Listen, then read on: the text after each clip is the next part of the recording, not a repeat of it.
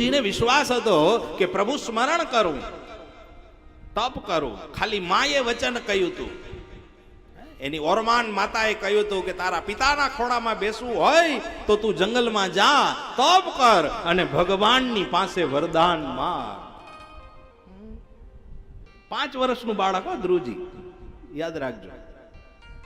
હવે 5 વર્ષના બાળકમાં શું શાન હોય, શું ભાન હોય, શું ભક્તિ વિશેની જ્ઞાન હોય, કાંઈ હોય?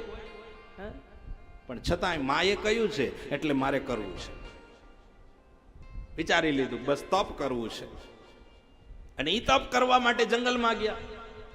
અને જંગલમાં જઈ કઈ જ્ઞાન નહોતું, તપ કેમ કરવું એ ખબર નહોતી, કયા મંત્રથી તપ કરવું એ બી ખબર નહોતી. આજે તો આપણી પાસે શાસ્ત્રો છે, આપણી પાસે જ્ઞાન છે, બધું ઘણું બધું છે, પણ છતાં બી નથી કરી શકતા. નારદજી મળ્યા અને નારદજીએ એને કહ્યું કે તારે તપ કરવું છે? તો હા મહારાજ, તપ કરું. મને બસ સિદ્ધાંત બતાવો, નિયમો બતાવો. એટલે નારદજીએ એને નિયમ બતાવ્યા, ધ્રુવજીને તપ કરવા માટેના નિયમ સમજાવ્યા. નિયમ તો સમજાવ્યા પણ સાથે સાથે ગુરુ મંત્ર પણ આપ્યો. ધ્રુવજીને ગુરુ મંત્ર આપ્યો. કયો મંત્ર આપ્યો? મહામંત્ર આપ્યો. 12 મંત્ર, જેના 12 અક્ષર છે એવો મંત્ર આપ્યો છે. 12 અક્ષર વાળો. ઓમ નમો ભગવતે વાસુદેવાય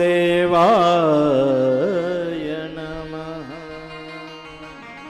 આના 12 અક્ષર છે અને મહામંત્ર કીધો છે.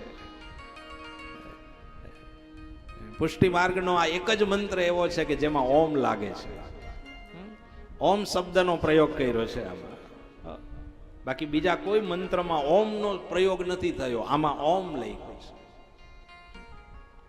આ મંત્ર રોજ જપવો, આ મંત્રને રોજ પાઠ કરવો.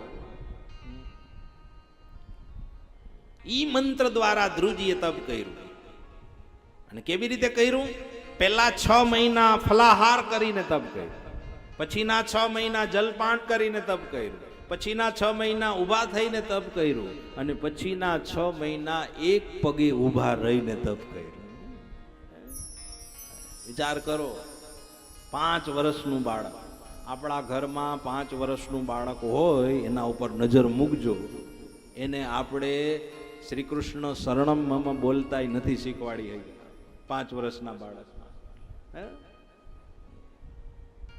અમુક બાળકો આપણે જોઈએ, આમ જુઓ તો યમનાષ્ટક બોલતા હોય, સર્વોત્તમ બોલતા હોય, ગીતાના પાઠ અધ્યાય બોલતા હોય.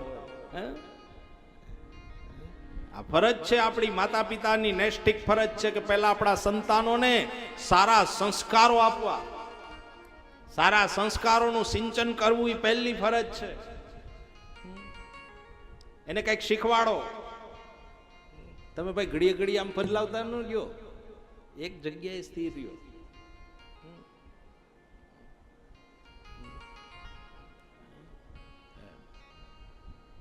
સારા સ્તોત્ર બોલે, સારા મંત્રો બોલે.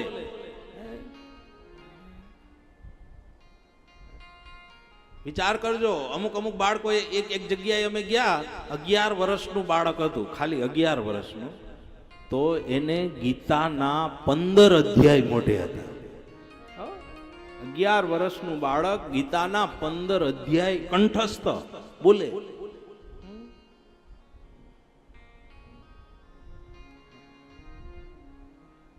અમેરિકાથી એક પરિવાર આવ્યો હતો, વર્ષોથી અમેરિકામાં રહે છે, વર્ષોથી. હવે એ નાનું બાળક એક વખત અહીં આવ્યા અને જોયું એટલે મારી પાસે લાવ્યા. લગભગ એની ઉંમર 7 થી 8 વર્ષની આસપાસ હશે, બરાબર. તો યમનાષ્ટક, સર્વોત્તમ સ્તોત્ર અને ગીતાનો 18મો અધ્યાય એને મુખ પાઠ,